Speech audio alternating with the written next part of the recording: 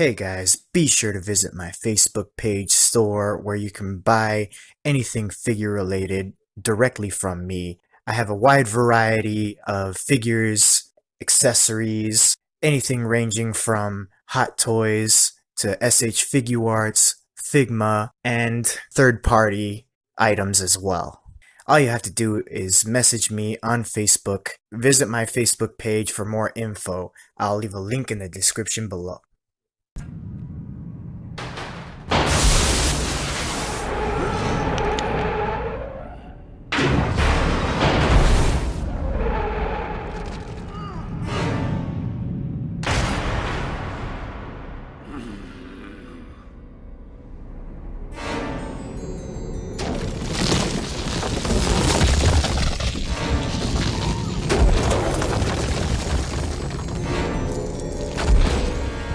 Powerful you have become, Dooku.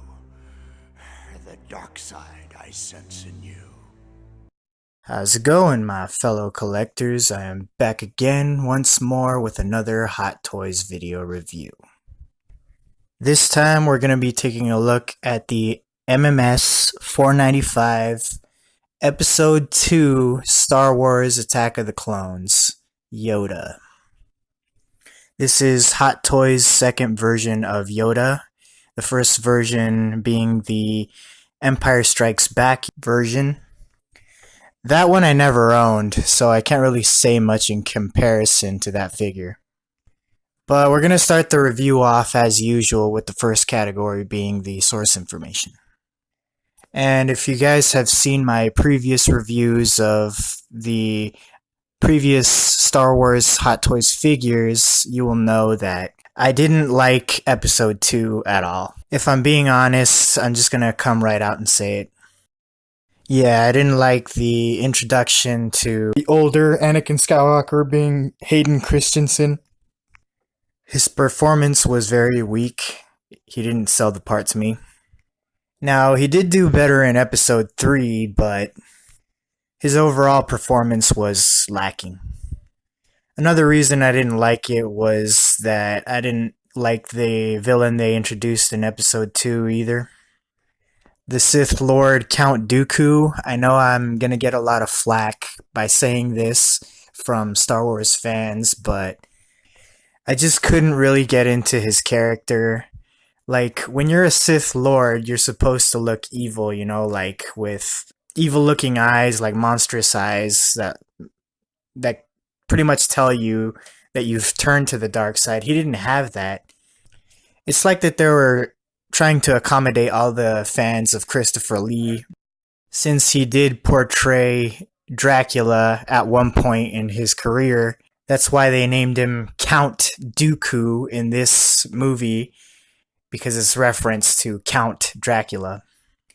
I think that was the main reason why they put him in there, was to appease the fans of Christopher Lee. Since, you know, they had Peter Cushing in Episode 4, so now they decided to put Christopher Lee in Episode 2. And not to mention that both of them were really good friends back in the day. So I'm pretty sure that's the main reason why they had him on there. And that's why George Lucas wanted him on there. But I just didn't like his character. He just didn't look evil enough to me. Like, I'm pretty sure he could have sold the part if he was still a normal Jedi. But him being a Sith Lord, it just didn't sell the part to me. Another reason why I didn't really like Episode 2 was because they used way too much CGI effects in this movie. They went too overboard with the CGI. Now, in Episode 1, they still had CGI, but they were still using practical effects on that movie. Like, they still had the puppet Yoda and all that. And in Episode 2, it was just too much. It was almost like they were trying to make a Disney Pixar movie or something. And the only reason why I got this Yoda from Episode 2 was because I don't think they're going to make another Yoda after this. There is some people out there that think that Hot Toys is gonna make an episode 3 Yoda, but I don't think so, because there's not really much difference between episode 2 Yoda and episode 3 Yoda.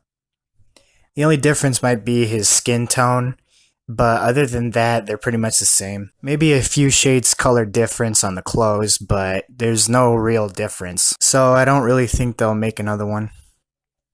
So if I were you guys, I would go ahead and pick this one up because, like I said, I don't think they're going to make any more from the prequel trilogy. They might make a Yoda figure from The Last Jedi, maybe. A version where he's one with the Force talking to Luke Skywalker, but I don't know, it seems doubtful. So yeah, if I were you guys, I'd pick this one up if you don't have a Yoda already in your collection and you are a Star Wars fan. So for the rating of the source information, I'm going to give it a 5 out of 10. Don't get me wrong, I don't think it was all bad. I did like the introduction to Jango Fett and the origin story of Boba Fett and the story of how the clone troopers came to be. That part of the story was pretty interesting, but everything else was just bad. Alright guys, so stick with me and we'll move on to the next category. Alright, moving on to the next category, we have the packaging. And there's not really any difference with this box compared to the rest of the Hot Toys Star Wars figures in the rest of the line. We have a V-shaped design with an image of the figure in front and center, with the black on the inside and gray on the outside. And below the picture you get a Star Wars logo written in a glossy silver finish. And just like with the Star Wars Episode 3 Obi-Wan Kenobi, we get a sash running around the bottom of the cover. But this time it's in a blue color instead of an orange color. And on the bottom left, you get the Movie Masterpiece logo. And on the bottom right, you get the Hot Toys logo. And on one side, we get a continuation of the split of the colors with the black on one side and gray on the other. And then we get another image of the figure on the bottom on the sash. And on the bottom left, we get the Disney logo. And on the bottom right, it says MMS 495 1/6 scale collectible figure Yoda. And on the other side, we get more of a continuation of the division of the two colors. And on the bottom, we get a continuation of the sash where it says MMS 495 Yoda 1/6 scale collectible figure, and then on the bottom of that is the Hot Toys logo.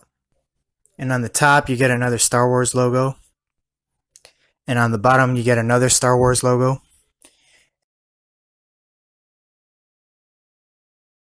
And then on the back, on the very top, it says Hot Toys Presents Movie Masterpiece Series, and then you get the Movie Masterpiece logo.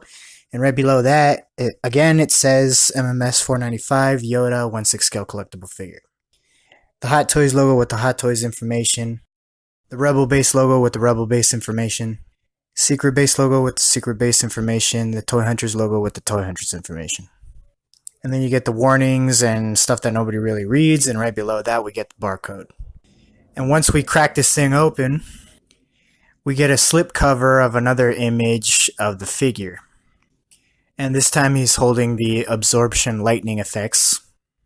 In the bottom of that image, you get another Star Wars logo, and again it says MMS 495 Yoda 1/6 scale collectible figure. And then once you remove the slip cover, you get the blister containing the figure and all of its accessories.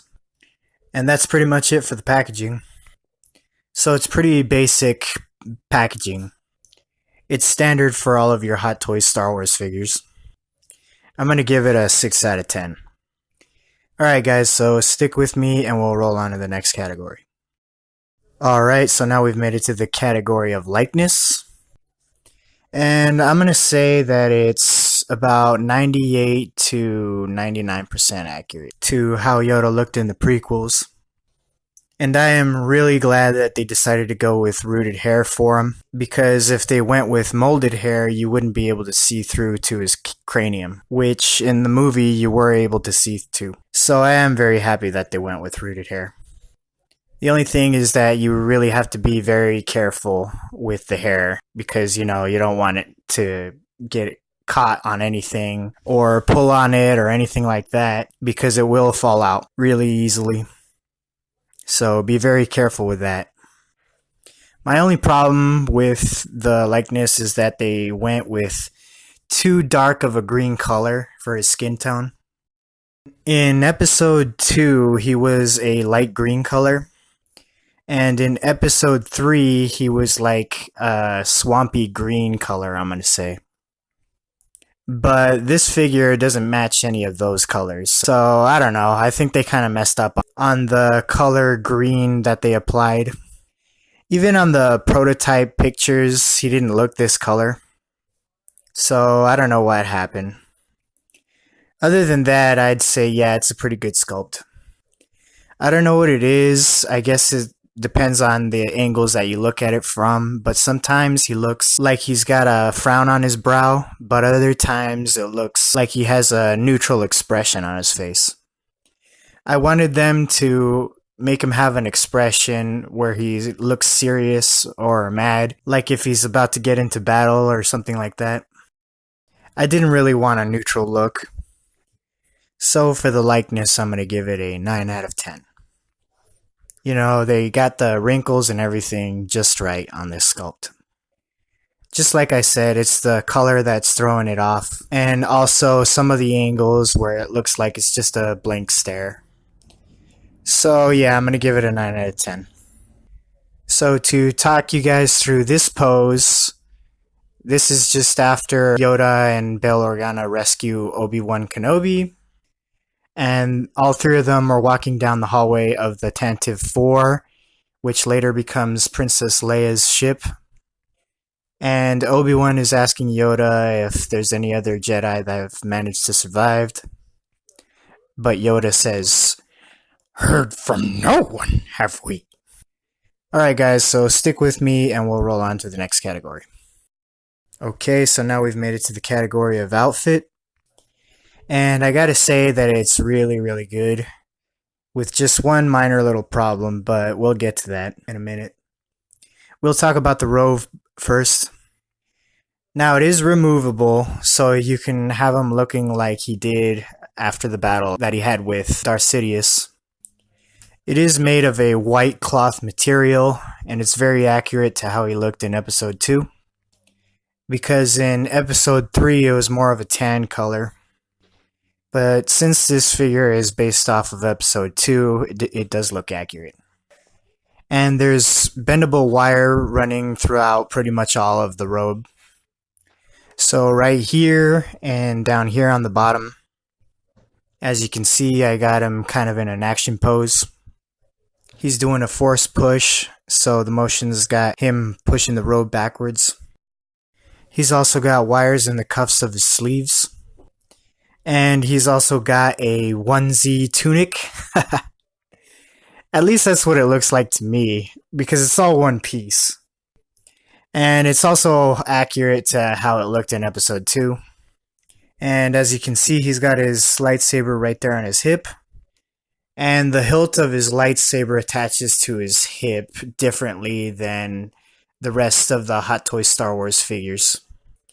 With Yoda, it's just attached via magnet. It doesn't have any of those pegs or clips that you use.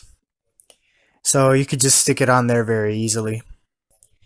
Anytime that you're articulating the figure and moving it around, I suggest that you take the hilt off of his hip first before you do that, because it has a tendency to fall off when you're moving him around. Now, the minor little problem that I have with this robe is that the hood is stitched to the shoulders. So he can't wear it, but it's not like he can wear it anyway because of his big long ears that he has. But since it is stitched, you can't really move it in action poses. So say that you have him in a jumping pose on the pole, you can't really articulate it to where it's moving in the wind or something like that. It's pretty much just stuck in that position. But that's just a minor little gripe. It's barely a gripe at all, so I'll let it slide. The robe is pretty much accurate to how it looked in the movie. He's also got his little cloth belt that goes around his waist. And that's pretty much it for his outfit. So even though there's that little problem with the hood, I'm still going to give it a 10 out of 10. Because it's still pretty much 100% accurate. Alright, so to talk you guys through this pose, I got him force pushing Darth Sidious right into his own chair head first. Which is exactly what he did in episode 3. Right before they were about to get it on in a lightsaber battle. So, really nice. Alright, I'm gonna give one more pan around so you guys can soak up the view.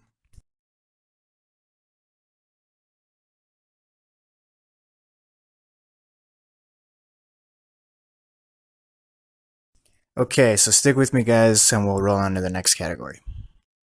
Okay, so now we've made it to the category of articulation.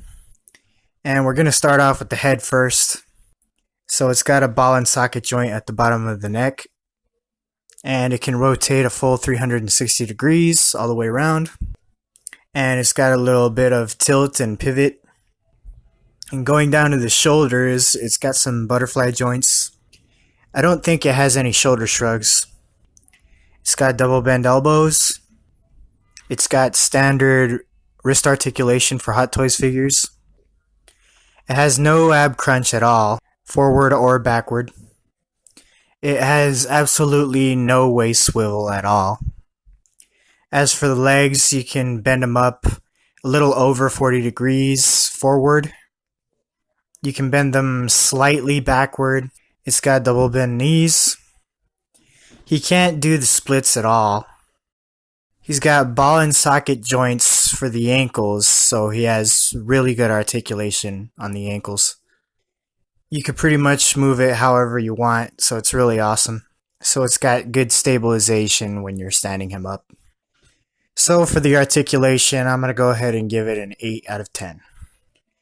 I took off a few points because there's no ab crunch at all and there's no waist swivel at all. So I'm going to talk you guys through this pose. As you can see, I got him fighting the lightsaber battle with Darth Sidious. Alright, so we're going to continue on with the review, so don't go anywhere, guys. Alright, so we've made it to the final category, which is accessories. And as you can see, he doesn't really come with much. We'll start off with the hands as usual. He comes with 6 hands. He comes with a pair of hands for holding his lightsaber.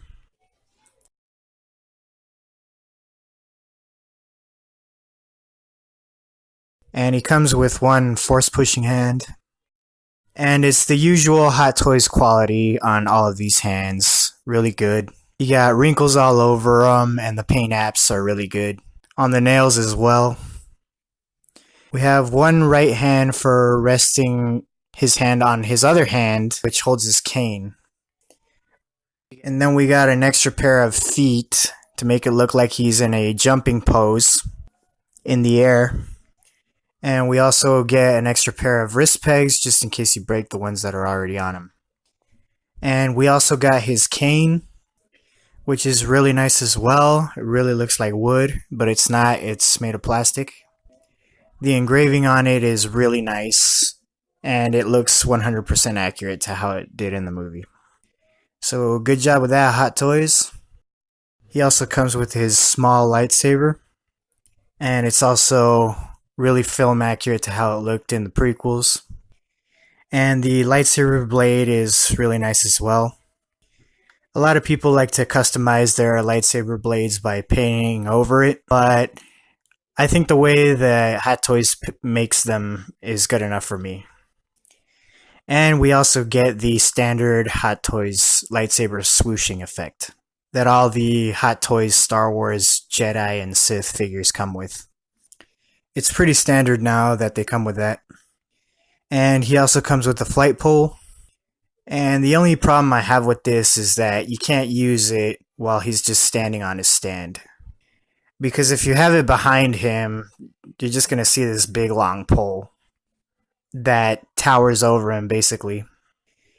It's good to use while he's in a jumping pose or something like that, but if you're just gonna have him standing on the base, it's not good. So that's one gripe I have about that. And then he comes with a standard Hot Toy stand. This isn't actually the one he comes with because I swapped it out with another one and I just put his nameplate on this one. The reason is because I'm not going to have him posed up as episode 2 Yoda. I'm going to have him posed as episode 3 Yoda. Basically, his stand comes in the pattern of the floor of the hangar bay in episode 2 where they fight Count Dooku. The base has that design, so I just went ahead and swapped it out.